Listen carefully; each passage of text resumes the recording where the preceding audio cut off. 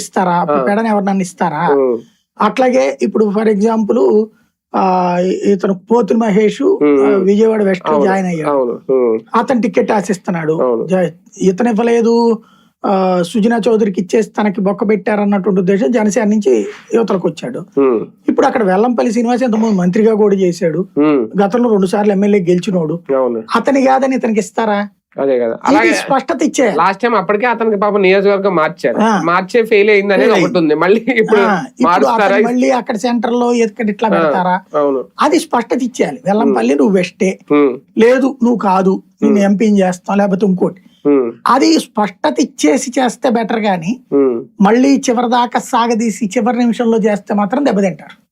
ఆ తరహా నిర్ణయాలు ఇప్పుడు ఉంటాయో ఉండవు. సంక్షేమం విషయంలో అప్పుడు అనౌన్స్ చేసినట్టు ఇప్పుడు ఏమన్నా చేయాల్సిన పరిస్థితి ఉందా, లేదంటే ప్రజలు అర్థం చేసుకుంటారు? చేస్తారు, నాకు తెలిసి ఈ దఫా క్రిందటిసారి అదే ఉపయోగపడింది. వీళ్ళు దానికంటే ఎక్కువ చెప్పి గెలుచుకున్నారు, ఇప్పుడు అది చేయలేదు. క్రిందటిసారి ఏవైతే తను చెయ్యను అని చెప్పాడో అది చేస్తానని చెప్పచ్చు, లేదా మధ్య మార్గంగా ఇంకేమైనా హామీలు ఇవ్వచ్చు.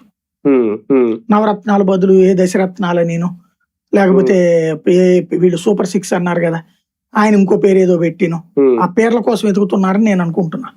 కానీ ఒకటిసారి ఇప్పటి వరకు స్టిల్ ఈ రోజు వరకు కూడా ఎమ్మెల్యే దగ్గర నుంచి చివరికి మంత్రులు, స్పీకర్ వరకు కూడా అది అప్పుడు టైంలో పనిచేసిన తమ్మినేని వరకు ఏదో ఒక ఆరోపణలు, చివరికి కేసులు, అరెస్టుల పరం వరకు వెళ్ళిపోయింది చాలా వరకు. వాళ్ళందరికీ